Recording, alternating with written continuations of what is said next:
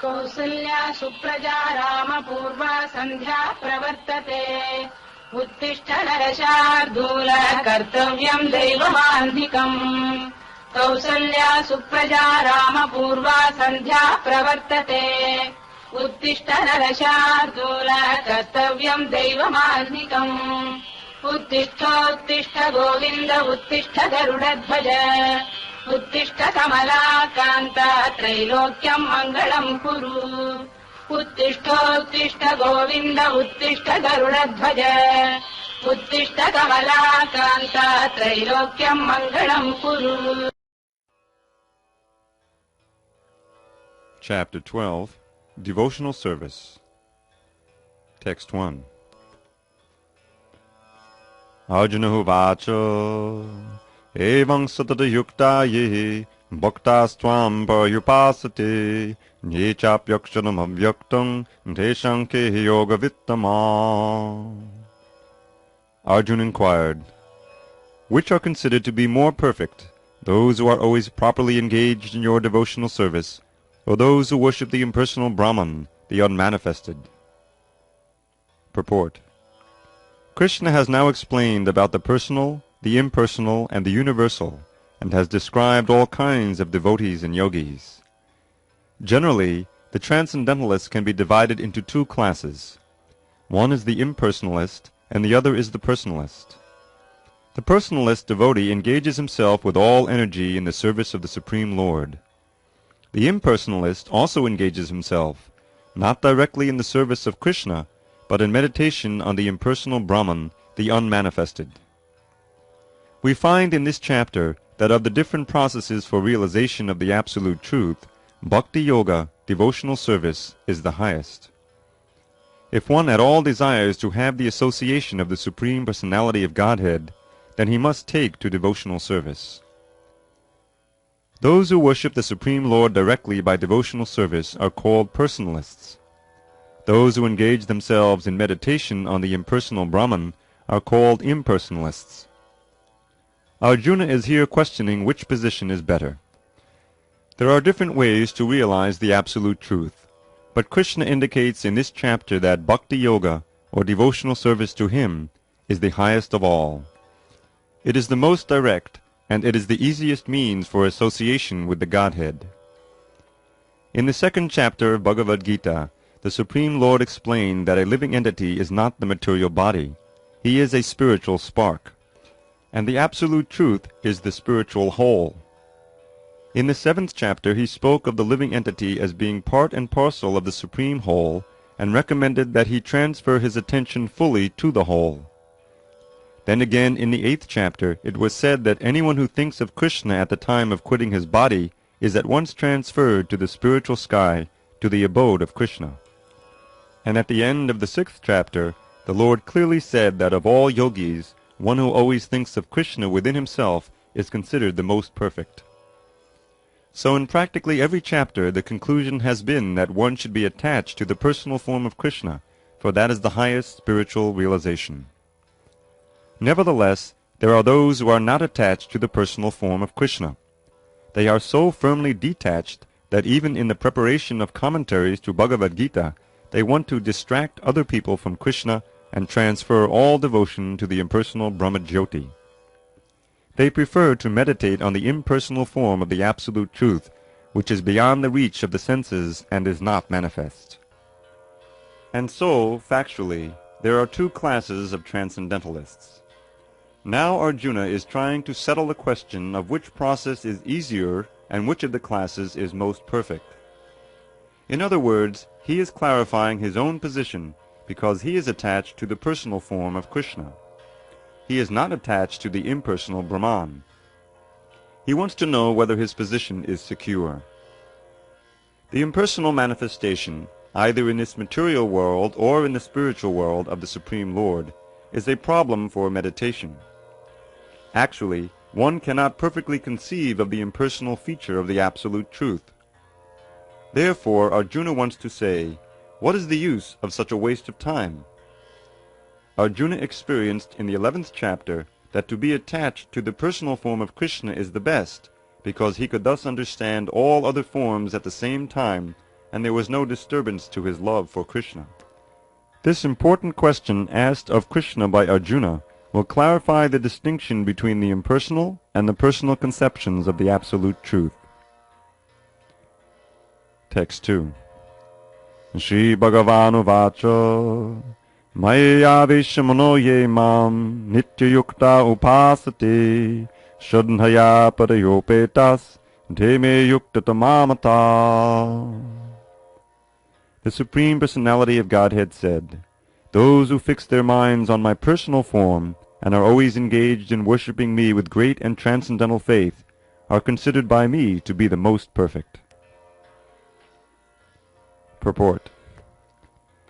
In answer to Arjuna's question, Krishna clearly says that he who concentrates upon his personal form and who worships him with faith and devotion is to be considered most perfect in yoga. For one in such Krishna consciousness, there are no material activities, because everything is done for Krishna. A pure devotee is constantly engaged. Sometimes he chants, sometimes he hears or reads books about Krishna, or sometimes he cooks prasadam or goes to the marketplace to purchase something for Krishna, or sometimes he washes the temple or the dishes. Whatever he does not let a single moment pass without devoting his activities to Krishna. Such action is in full samadhi. Text 3-4. Ye tvaksharam manirdeshyam avyaktam paryupasate sarvatragam achincham cha ghutastam achalam dhruvam sanniyam yendriya gramam sarvatra samabudhaya te prapnavandi mameva sarvabhuta hiterata. But those who fully worship the unmanifested, that which lies beyond the perception of the senses, the all-pervading, inconceivable, unchanging, fixed and immovable, the impersonal conception of the Absolute Truth, by controlling the various senses and being equally disposed to everyone, such persons, engaged in the welfare of all, at last achieve me. Purport.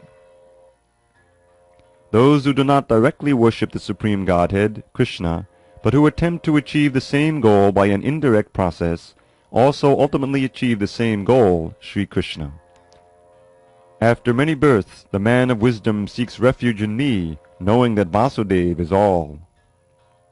When a person comes to full knowledge after many births, he surrenders unto Lord Krishna. If one approaches the Godhead by the method mentioned in this verse, he has to control the senses, render service to everyone, and engage in the welfare of all beings. It is inferred that one has to approach Lord Krishna. Otherwise there is no perfect realization. Often there is much penance involved before one fully surrenders unto him. In order to perceive the supersoul within the individual soul, one has to cease the sensual activities of seeing, hearing, tasting, working, etc. Then one comes to understand that the Supreme Soul is present everywhere. Realizing this, one envies no living entity. He sees no difference between man and animal, because he sees soul only, not the outer covering. But for the common man, this method of impersonal realization is very difficult. Text 5. Klesho nikadatas-tesham avyakta sakta chetasam avyakta hi gati dukkam dehavadmiravapyate. For those whose minds are attached to the unmanifested, impersonal feature of the Supreme, advancement is very troublesome. To make progress in that discipline is always difficult for those who are embodied. Purport. The group of transcendentalists who follow the path of the inconceivable, unmanifested, impersonal feature of the Supreme Lord are called Jnana Yogis, and persons who are in full Krishna consciousness, engaged in devotional service to the Lord, are called Bhakti Yogis. Now here the difference between Jnana Yoga and Bhakti Yoga is definitely expressed. The process of Jnana Yoga, although ultimately bringing one to the same goal, is very troublesome, whereas the path of Bhakti Yoga, the process of being in direct service to the Supreme Personality of Godhead, is easier and is natural for the embodied soul. The individual soul is embodied since time immemorial. It is very difficult for him to simply theoretically understand that he is not the body. Therefore, the bhakti yogi accepts the deity of Krishna as worshipable, because there is some bodily conception fixed in the mind, which can thus be applied. Of course, worship of the Supreme Personality of Godhead in his form within the temple is not idol worship. There is evidence in the Vedic literature that worship may be saguna and nirguna, of the Supreme possessing or not possessing attributes. Worship of the deity in the temple is saguna worship, for the Lord is represented by material qualities. But the form of the Lord, though represented by material qualities such as stone, wood, or oil paint, is not actually material. That is the absolute nature of the Supreme Lord. A crude example may be given here. We may find some mail boxes on the street, and if we post our letters in those boxes, they will naturally go to their destination without difficulty. But any old box, or an imitation which we may find somewhere which is not authorized by the post office, will not do the work. Similarly, God has an authorized representation in the deity form, which is called Archa Vigraha. This Archa Vigraha is an incarnation of the Supreme Lord. God will accept service through that form. The Lord is omnipotent, all-powerful. Therefore, by his incarnation as Archa Vigraha, he can accept the services of the devotee, just to make it convenient for the man in conditioned life. So, for a devotee there is no difficulty in approaching the Supreme immediately and directly. But for those who are following the impersonal way to spiritual realization, the path is difficult. They have to understand the unmanifested representation of the Supreme through such Vedic literatures as the Upanishads, and they have to learn the language, understand the non-perceptual feelings, and realize all these processes. This is not very easy for a common man. A person in Krishna consciousness, engaged in devotional service, simply by the guidance of the bona fide spiritual master, simply by offering regulative obeisances unto the deity, simply by hearing the glories of the Lord, and simply by eating the remnants of foodstuffs offered to the Lord, realizes the Supreme Personality of Godhead very easily. There is no doubt that the impersonalists are unnecessarily taking a troublesome path with the risk of not realizing the absolute truth at the ultimate end. But the personalist, without any risk, trouble, or difficulty, approaches the Supreme Personality directly. A similar passage appears in Śrīmad-Bhāgavatam. It is stated there that if one ultimately has to surrender under the Supreme Personality of Godhead, this surrendering process is called bhakti, but instead takes the trouble to understand what is Brahman and what is not Brahman, and spends his whole life in that way, the result is simply troublesome. Therefore it is advised here that one should not take up this troublesome path of self-realization, because there is uncertainty in the ultimate result. A living entity is eternally an individual soul, and if he wants to merge into the spiritual whole, he may accomplish the realization of the eternal and knowledgeable aspects of his original nature, but the blissful portion is not realized. By the grace of some devotee, such a transcendentalist, highly learned in the process of jnana yoga, may come to the point of bhakti yoga or devotional service. At that time, long practice in impersonalism also becomes a source of trouble, because he cannot give up the idea. Therefore, an embodied soul is always in difficulty with the unmanifest, both at the time of practice and at the time of realization. Every living soul is partially independent, and one should know for certain that this unmanifested realization is against the nature of his spiritual, blissful self. One should not take up this process. For every individual living entity, the process of Krishna consciousness, which entails full engagement in devotional service, is the best way. If one wants to ignore this devotional service, there is the danger of turning to atheism. Thus the process of centering attention on the unmanifested, the inconceivable, which is beyond the approach of the senses, as already expressed in this verse, should never be encouraged at any time, especially in this age. It is not advised by Lord Krishna. Texts 6 and 7. Yeta sarvani karmani maisam yasya matpara ananyena eva yogena mam dhyayanda upasate desham aham samudharta mrityu sangsara sagarat bhavami nacharat partha maya veshita chetasam. But those who worship me, giving up all their activities unto me and being devoted to me without deviation, engaged in devotional service and always meditating upon me, having fixed their minds upon me, O son of Pritha, for them I am the swift deliverer from the ocean of birth and death. Purport. It is explicitly stated here that the devotees are very fortunate to be delivered very soon from material existence by the Lord. In pure devotional service, one comes to the realization that God is great and that the individual soul is subordinate to him. His duty is to render service to the Lord, and if he does not, then he will render service to Maya. As stated before, the Supreme Lord can be appreciated only by devotional service. Therefore one should be fully devoted. One should fix his mind fully on Krishna in order to achieve him. One should work only for Krishna. It does not matter in what kind of work one engages, but that work should be done only for Krishna. That is the standard of devotional service. The devotee does not desire any achievement other than pleasing the Supreme Personality of Godhead. His life's mission is to please Krishna, and he can sacrifice everything for Krishna's satisfaction, just as Arjuna did in the battle of Kurukshetra. The process is very simple. One can devote himself in his occupation and engage at the same time in chanting Hare Krishna, Krishna Krishna, Hare Hare, Hare Rama, Rama Rama, Hare Hare. Such transcendental chanting attracts the devotee to the personality of Godhead. The Supreme Lord herein promises that without delay he will deliver a pure devotee thus engaged from the ocean of material existence. Those who are advanced in yoga practice can willfully transfer the soul to whatever planet they like by the yoga process, and others take the opportunity in various ways. But as far as the devotee is concerned, it is clearly stated here that the Lord himself takes him. The devotee does not need to wait to become very experienced in order to transfer himself to the spiritual sky. In the Varaha Purana this verse appears, Nayami paramam stanam archiradi gatim vina garudaskanda maropya yattecham manavarita.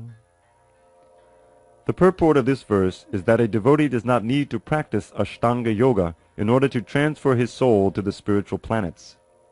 The responsibility is taken by the Supreme Lord himself. He clearly states here that he himself becomes the deliverer. A child is completely cared for by his parents, and thus his position is secure. Similarly, a devotee does not need to endeavor to transfer himself by yoga practice to other planets. Rather, the Supreme Lord, by his great mercy, comes at once, riding on his bird carrier Garuda, and at once delivers the devotee from material existence. Although a man who has fallen in the ocean may struggle very hard and may be very expert in swimming, he cannot save himself.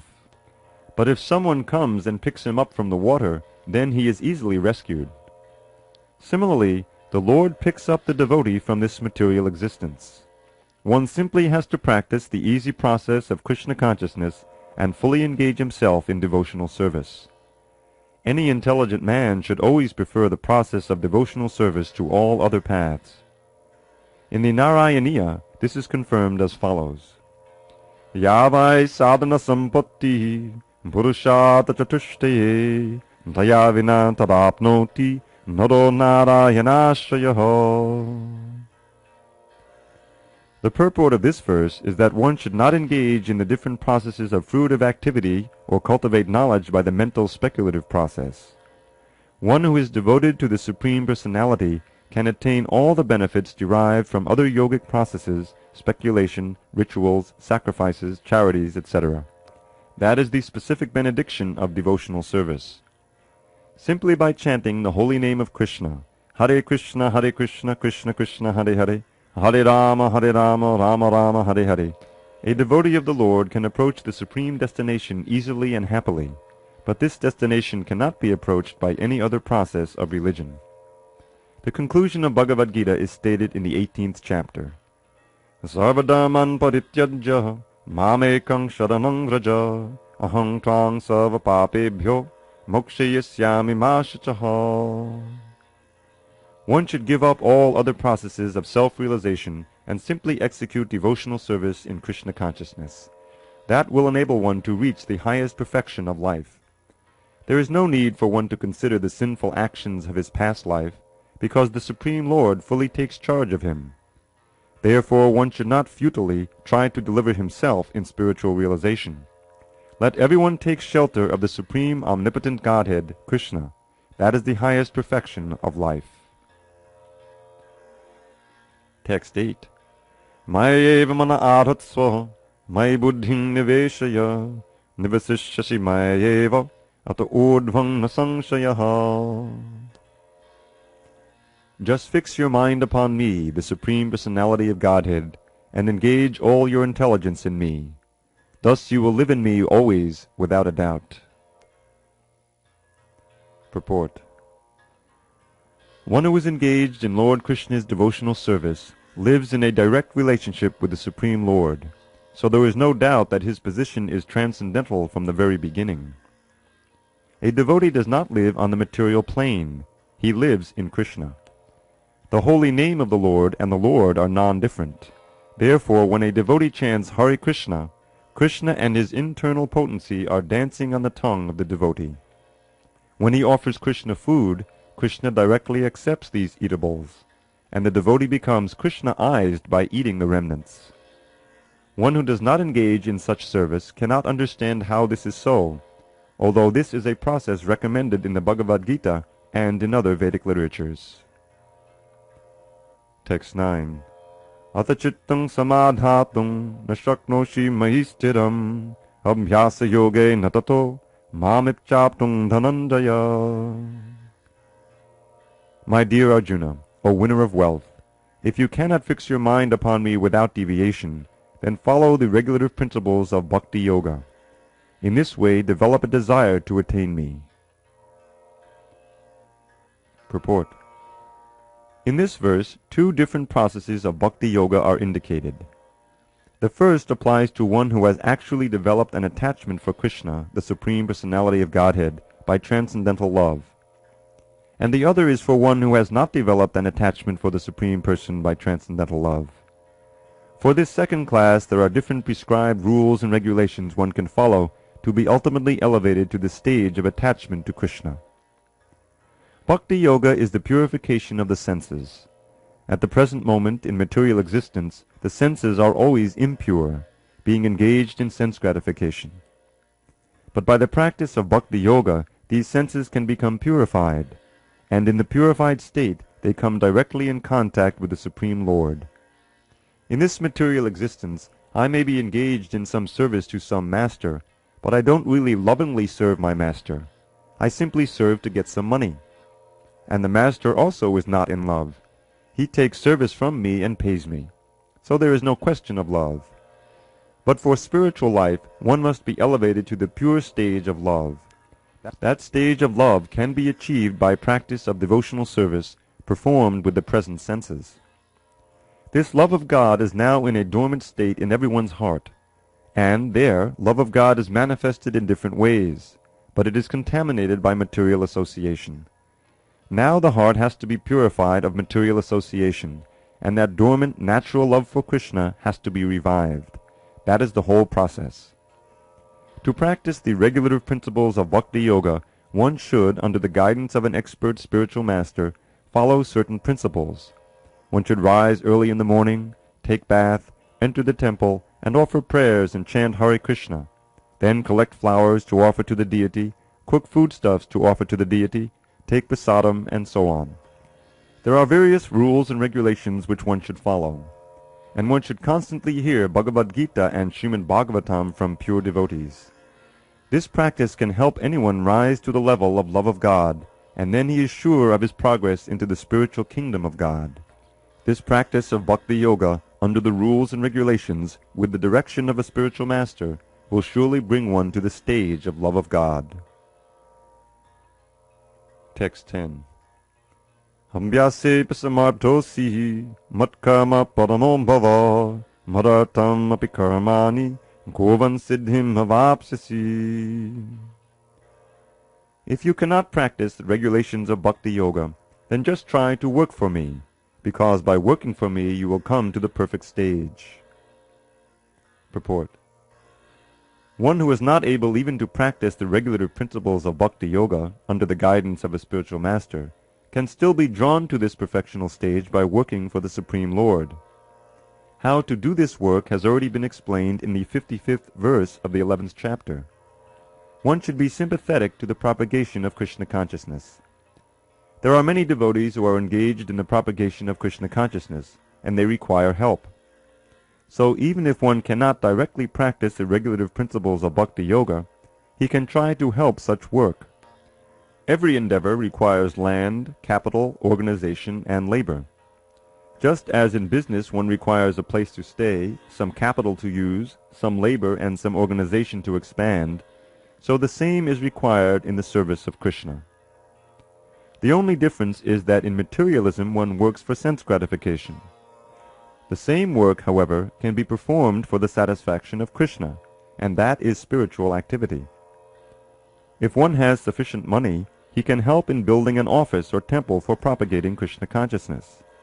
Or he can help with publications. There are various fields of activity, and one should be interested in such activities. If one cannot sacrifice all the results of his activities, the same person can still sacrifice some percentage to propagate Krishna consciousness. This voluntary service to the cause of Krishna consciousness will help one to rise to a higher state of love for God, whereupon one becomes perfect. Text 11.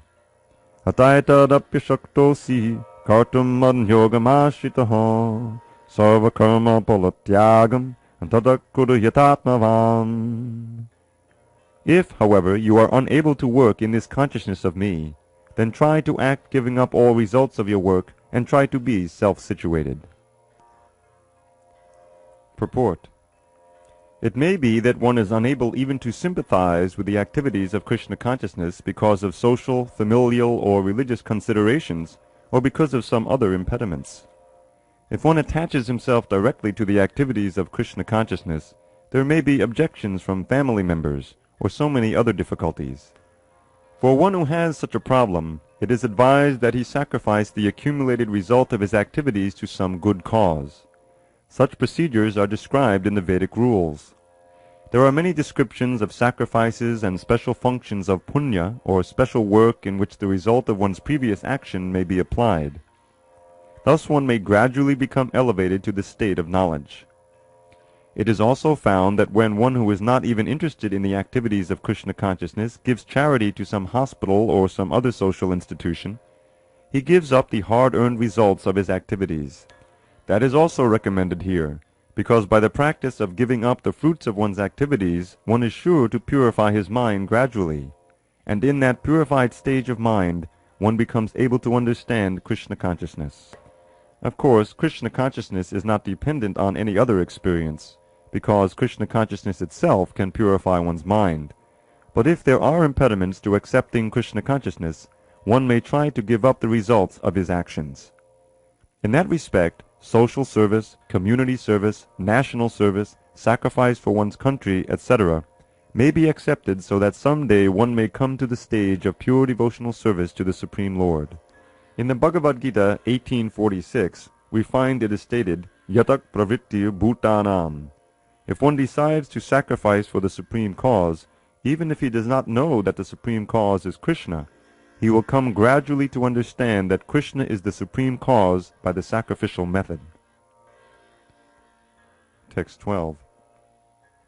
Shreyo hi jnanam abhyasad jnanam dhyanam vishishyate dhyanat karma palatyagas dhyagachanti anantaram. If you cannot take to this practice, then engage yourself in the cultivation of knowledge.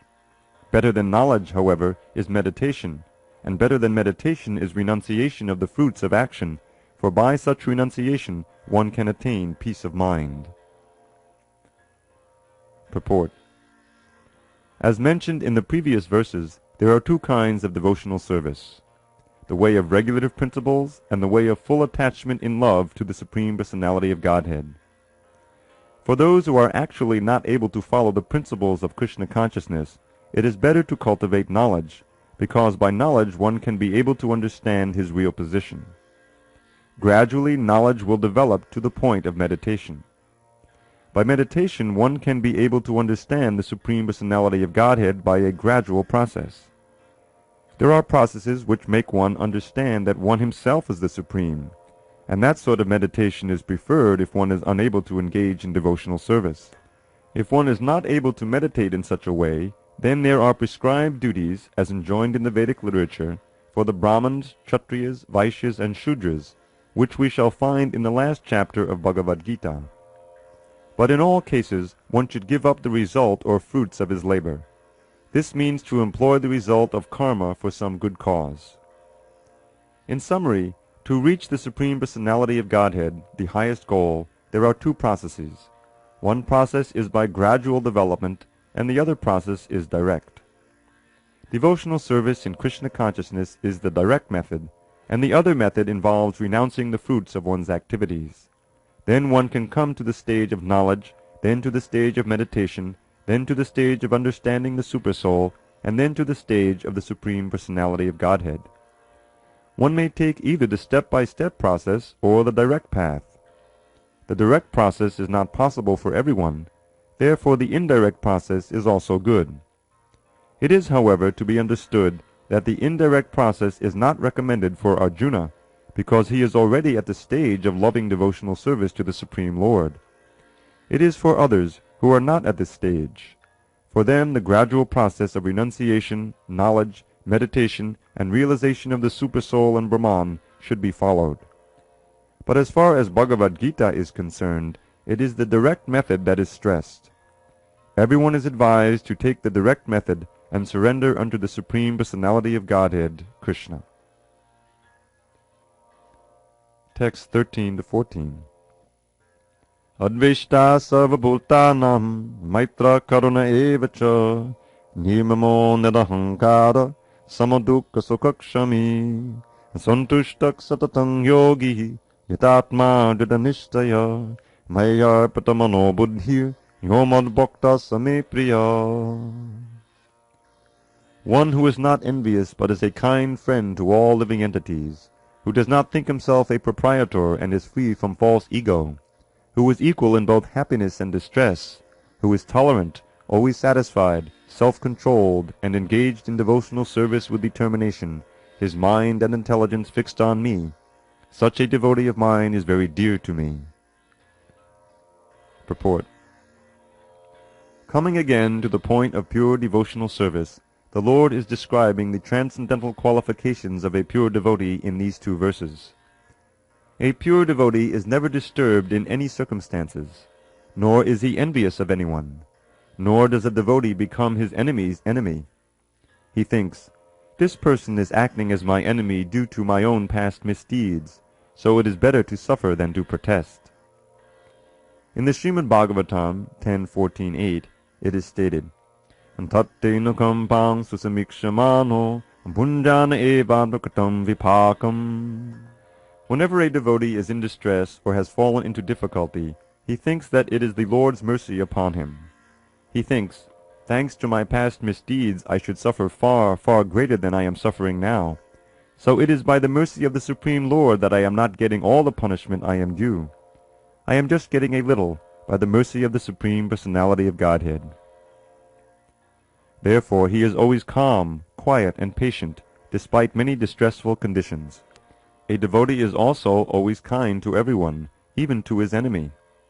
Nirmama means that a devotee does not attach much importance to the plans and trouble pertaining to the body, because he knows perfectly well that he is not the material body. He does not identify with the body. Therefore he is freed from the conception of false ego and is equipoised in happiness and distress. He is tolerant, and he is satisfied with whatever comes by the grace of the Supreme Lord. He does not endeavor much to achieve something with great difficulty. Therefore he is always joyful. He is a completely perfect mystic because he is fixed in the instructions received from the spiritual master, and because his senses are controlled, he is determined. He is not swayed by false arguments, because no one can lead him from the fixed determination of devotional service. He is fully conscious that Krishna is the eternal Lord, so no one can disturb him. All these qualifications enable him to fix his mind and intelligence entirely on the Supreme Lord. Such a standard of devotional service is undoubtedly very rare, but a devotee becomes situated in that stage by following the regulative principles of devotional service. Furthermore, the Lord says that such a devotee is very dear to him, for the Lord is always pleased with all his activities in full Krishna consciousness. Text 15. Yasmanno judate loko, lokanno judate chaya, harsham harsham bhayod vegar, mukto ya sachame priya. He for whom no one is put into difficulty, and who is not disturbed by anyone, who is equipoised in happiness and distress, fear and anxiety, is very dear to me. Purport. A few of a devotee's qualifications are further being described. No one is put into difficulty, anxiety, fearfulness, or dissatisfaction by such a devotee. Such a devotee is kind to everyone. He does not act in such a way as to put others into anxiety. At the same time, if others try to put a devotee into anxiety, he is not disturbed. It is by the grace of the Lord that he is so practiced that he is not disturbed by any outward disturbance. Actually, because a devotee is always engrossed in Krishna consciousness and engaged in devotional service, such material circumstances cannot move him. Generally, a materialistic person becomes very happy when there is something for his sense gratification and his body. But when he sees that others have something for their sense gratification and he hasn't, he is sorry and envious. When he is expecting some retaliation from an enemy, he is in a state of fear. And when he cannot successfully execute something, he becomes dejected. A devotee who is always transcendental to all these disturbances is very dear to Krishna. Text 16. Anapeksha shuchir daksha udasino gadavyata sarvarambha padityagi yomad bhakta same priya. My devotee who is not dependent on the ordinary course of activities, who is pure, expert, without cares, free from all pains, and not striving for some result, is very dear to me. Purport. Money may be offered to a devotee, but he should not struggle to acquire it. If automatically, by the grace of the Supreme, money comes to him, he is not agitated. Naturally, a devotee takes a bath at least twice in a day and rises early in the morning for devotional service. Thus he is naturally clean both inwardly and outwardly. A devotee is always expert because he fully knows the essence of all activities of life, and he is convinced of the authoritative scriptures. A devotee never takes the part of a particular party, therefore he is carefree. He is never pained because he is free from all designations. He knows that his body is a designation, so if there are some bodily pains, he is free. The pure devotee does not endeavor for anything which is against the principles of devotional service. For example, constructing a big building requires great energy, and a devotee does not take to such business if it does not benefit him by advancing his devotional service. He may construct a temple for the Lord, and for that he may take all kinds of anxiety, but he does not construct a big house for his personal relations. Text 17. Yo narishyati nandveshti, na shochiti na kankshati, shubha parityagi, bhaktiman yasame priyaha. One who neither rejoices nor grieves, who neither laments nor desires, and who renounces both auspicious and inauspicious things, such a devotee is very dear to me. Purport.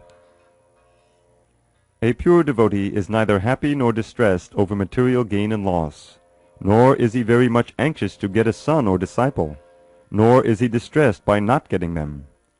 If he loses anything which is very dear to him, he does not lament. Similarly, if he does not get what he desires, he is not distressed. He is transcendental in the face of all kinds of auspicious, inauspicious, and sinful activities. He is prepared to accept all kinds of risks for the satisfaction of the Supreme Lord. Nothing is an impediment in the discharge of his devotional service. Such a devotee is very dear to Krishna. Texts 18 and 19. Samakshatro cha mitre cha tata manapamanayo shito cha sukadukeshu samaksanga vivarjita tulya nindastutir mauni santushto yena kenachit aniketas chidamati bhaktiman me priyo naraha. One who is equal to friends and enemies, who is equipoised in honor and dishonor, heat and cold, happiness and distress, fame and infamy, who is always free from contaminating association, always silent and satisfied with anything, who doesn't care for any residence, who is fixed in knowledge and who is engaged in devotional service, such a person is very dear to me. Purport. A devotee is always free from all bad association. Sometimes one is praised, and sometimes one is defamed. That is the nature of human society. But a devotee is always transcendental to artificial fame and infamy, distress, or happiness. He is very patient. He does not speak of anything but the topics about Krishna. Therefore he is called silent. Silent does not mean that one should not speak. Silent means that one should not speak nonsense. One should speak only of essentials, and the most essential speech for the devotee is to speak for the sake of the Supreme Lord. A devotee is happy in all conditions. Sometimes he may get very palatable foodstuffs, sometimes not, but he is satisfied. Nor does he care for any residential facility. He may sometimes live underneath a tree, and he may sometimes live in a very palatial building. He is attracted to neither. He is called fixed because he is fixed in his determination and knowledge. We may find some repetition in the descriptions of the qualifications of a devotee, but this is just to emphasize the fact that a devotee must acquire all these qualifications. Without good qualifications, one cannot be a pure devotee. Harava bhaktasya kuto mahadguna. One who is not a devotee has no good qualification. One who wants to be recognized as a devotee should develop the good qualifications. Of course, he does not extraneously endeavor to acquire these qualifications, but engagement in Krishna consciousness and devotional service automatically helps him develop them. Text 20. Yetu dharmamritamidam yatoktam paryupasate shadnadana matparama bhaktaste tiva me priya. Those who follow this imperishable path of devotional service, and who completely engage themselves with faith, making me the supreme goal, are very, very dear to me. Purport. In this chapter, from verse 2 through the end, from Maya Vesha Mano Yemam, fixing the mind on me, through Ye to Dharmamritamidam, this religion of eternal engagement, the Supreme Lord has explained the processes of transcendental service for approaching him. Such processes are very dear to the Lord, and he accepts a person engaged in them. The question of who is better, one who is engaged in the path of impersonal Brahman, or one who is engaged in the personal service of the Supreme Personality of Godhead, was raised by Arjuna, and the Lord replied to him so explicitly that there is no doubt that devotional service to the Personality of Godhead is the best of all processes for spiritual realization. In other words, in this chapter it is decided that through good association one develops attachment for pure devotional service, and thereby accepts a bona fide spiritual master, and from him begins to hear and chant, and observe the regulative principles of devotional service with faith, attachment, and devotion, and thus becomes engaged in the transcendental service of the Lord. This path is recommended in this chapter. Therefore there is no doubt that devotional service is the only absolute path for self-realization, for the attainment of the Supreme Personality of Godhead. The impersonal conception of the Supreme Absolute Truth, as described in this chapter, is recommended only up to the time one surrenders himself for self-realization. In other words, as long as one does not have the chance to associate with a pure devotee, the impersonal conception may be beneficial. In the impersonal conception of the Absolute Truth, one works without food to result, meditates, and cultivates knowledge to understand spirit and matter. This is necessary as long as one is not in the association of a pure devotee. Fortunately, if one develops directly a desire to engage in Krishna consciousness in pure devotional service, he does not need to undergo step-by-step improvements in spiritual realization. Devotional service, as described in the middle 6 chapters of Bhagavad-Gītā, is more congenial. One need not bother about materials to keep body and soul together, because by the grace of the Lord everything is carried out automatically. Thus end the Bhaktivedanta purports to the 12th chapter of the Śrīmad-Bhagavad-gītā in the matter of devotional service. Thus end the Bhaktivedanta purports to the 12th chapter of the Śrīmad-Bhagavad-gītā in the matter of devotional service.